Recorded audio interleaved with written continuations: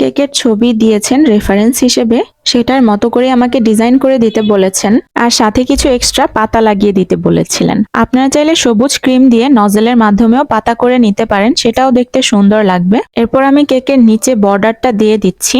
নিচের দিকের বর্ডারটা আমি একটু টেনে টেনে করেছি আর উপরের ডট ডট করে বর্ডারটা বসিয়েছি। ফুলগুলো কেকের উপরে সেট করার পর বেশ কিছু জায়গা একটু আনইভেন হয়েছিল, দেখতে ভালো লাগছিল না, তো সেসব জায়গায়ও আমি একটু ডট ডট বসিয়ে ঠিক করে নিয়েছি। সম্পূর্ণ কেকটা রেডি হয়ে যাওয়ার পর আমার কাছে মনে হচ্ছিল কেকে যে আমি পাতাগুলো বসিয়েছি সেগুলো ফুলের তুলনায় একটু বেশি বড় লাগছে, তাই পাতাগুলোকে উঠিয়ে একটু ছোট করে কেটে নিয়ে আমি আবার সেট করে নিয়েছি। তো এই তো হচ্ছে আমার এই কেকটার সম্পূর্ণ লুক।